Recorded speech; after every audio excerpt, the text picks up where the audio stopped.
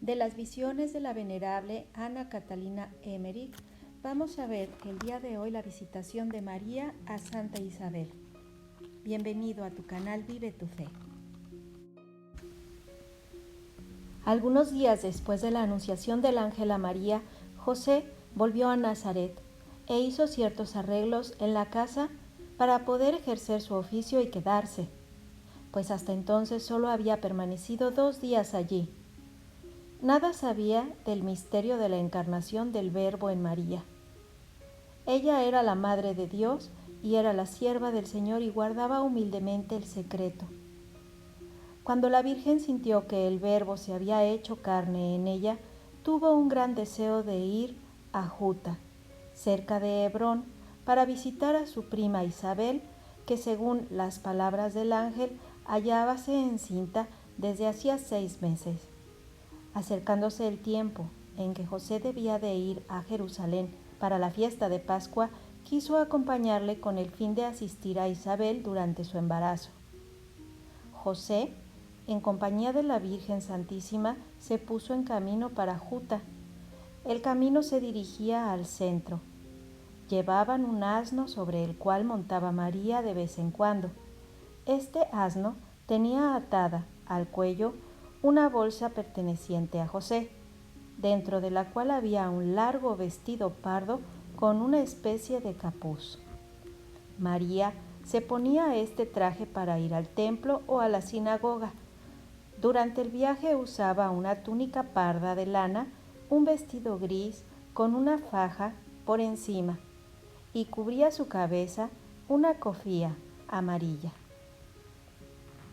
Viajaban con bastante rapidez.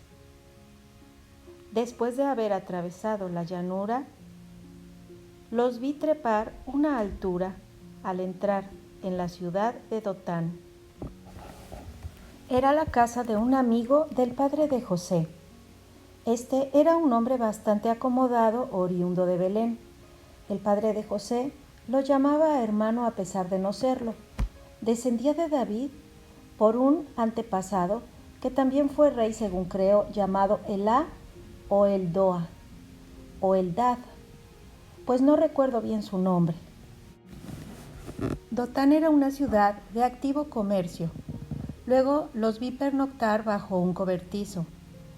Estando aún a 12 leguas de la casa de Zacarías, pude verlos otra noche en medio de un bosque, bajo una cabaña de ramas, toda cubierta de hojas verdes, con hermosas flores blancas. Frecuentemente se ven en este país al borde de los caminos estas glorietas hechas de ramas de hojas, algunas construcciones más sólidas de las cuales los viajeros pueden pernoctar y refrescarse y aderezar, cocer los alimentos que llevan consigo. Una familia de la vecindad se encarga de la vigilancia de varios de estos lugares y proporciona las cosas necesarias mediante una pequeña retribución. No fueron directamente de Jerusalén a Judá. Con el fin de viajar en la mayor soledad, dieron una vuelta por las tierras del este, pasando al lado de una pequeña ciudad a 2 leguas de Emaús, tomando los caminos donde más tarde tuvieron que pasar por montes, entre los cuales los vi descansar, una vez comiendo pan mezclado con agua, parte del bálsamo que habían recogido durante el viaje. En esta región, el país es muy montañoso. Pasaron junto a algunas rocas más anchas en su parte superior que en la base. Había en aquellos lugares grandes cavernas, dentro de las cuales se veía toda clase de piedras curiosas. Los valles eran muy fértiles. Aquel camino los condujo a través de bosques y de páramos, de prados y de campos. En un lugar bastante cerca del final del viaje, noté particularmente una planta que tenía pequeñas y hermosas hojas verdes y racimos de flores formados por 9 campanillas. Eran de color rosa. Tenía allí algo en que debía ocuparme, pero he olvidado de qué se trataba. En el año de 1820 tuve la siguiente revelación. La casa de Zacarías estaba situada sobre una colina en torno de la cual había un grupo de casas, un arroyo torrentoso bajo la colina. Me pareció que era el momento en que Zacarías volvía a su casa desde Jerusalén, pasadas las fiestas de Pascua. He visto a Isabel caminando, bastante alejada de su casa sobre el camino de Jerusalén y llevada por una ansia inquieta e indefinible. Allí la encontró Zacarías, que se espantó al verla tan de lejos de la casa en el estado en que se encontraba. Ella dijo que estaba muy agitada, pues la perseguía el pensamiento de que su prima María de Nazaret estaba en camino para visitarla. Zacarías trató de hacerle comprender que desechase tal idea y que por signos y por escribiendo en una tablilla le decía cuán poco verosímil era que esa recién casada emprendiera viaje tan largo en aquel momento. Juntos volvieron a casa. Isabel no podía desechar aquella idea fija, habiendo sabido en sueños que una mujer de su misma sangre se había convertido en la madre del Verbo eterno, del Mesías prometido. Pensando en María, concibió un deseo muy grande de verla y la vio en efecto, en espíritu, que venía hacia ella.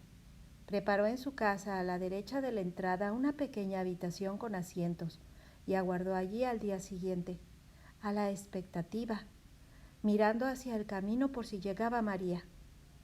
Pronto se levantó y salió a su encuentro por el camino. Isabel era una mujer alta, de cierta edad. Tenía rostro pequeño y rasgos bellos. La cabeza la llevaba cubierta por un velo. Solo conocía a María por referencias. María, viéndola a cierta distancia, supo que ella era Isabel y se apresuró a ir a su encuentro, adelantándose a José, que se quedó discretamente a distancia. Pronto estuvo María entre las primeras casas de la vecindad, cuyos habitantes, impresionados por su extraordinaria belleza y conmovidos por cierta dignidad sobrenatural que irradiaba toda su persona, se retiraron respetuosamente en el momento de su encuentro con Isabel. Se saludaron amistosamente, dándose la mano. En aquel momento vio un punto luminoso en la Virgen Santísima, como un rayo de luz que partía de allí hacia Isabel, la cual recibió una impresión maravillosa.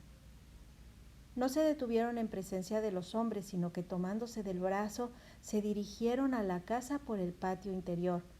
En el umbral de la puerta, Isabel dio nuevamente la bienvenida a María y luego entraron en la casa. He visto a José, que llegó al patio arriando al asno, que entregó a un servidor y fue a buscar a Zacarías en una sala abierta sobre el costado de la casa. Saludó con mucha humildad al anciano sacerdote, el cual le abrazó cordialmente y conversó con él por medio de una tablilla sobre la que escribía, pues había quedado mudo desde que el ángel se le había aparecido en el templo. María e Isabel, una vez que tuvieron entrado en la casa, se hallaron en un cuarto que me pareció que servía de cocina. Allí se tomaron de los brazos. María saludó a Isabel muy cordialmente y las dos juntaron sus mejillas. Entonces, que algo vi luminoso irradiaba desde María hasta el interior de Isabel. Quedando ésta toda luminosa, iluminada y profundamente conmovida, con el corazón agitado por el santo regocijo, se retiró Isabel un poco hacia atrás, levantando la mano y llena de humildad y júbilo y entusiasmo, exclamó: Bendita eres entre todas las mujeres y bendito el fruto de tu vientre. Pero ¿de dónde a mí tanto favor que la madre de mi Señor venga a visitarme? Porque he aquí que como llegó la voz de tu salutación a mis oídos, la criatura que llevo se estremeció de alegría en mi interior. Oh, dichosa tú, que has creído lo que se te ha dicho por el Señor y se cumplirá. Después de estas palabras, condujo a María a la pequeña habitación preparada para que pudiera sentarse y reposar de las fatigas del viaje. Solo había que dar unos pasos para que ahí estuviera. María dejó el brazo de Isabel, cruzó las manos sobre el pecho y empezó el canto del Magníficat. Mi alma glorifica al Señor, y mi espíritu se alegra en Dios mi Salvador, porque miró la bajeza de su sierva, porque he aquí que desde ahora me llamarán bienaventurada todas las generaciones, porque ha hecho grandes cosas conmigo el Todopoderoso.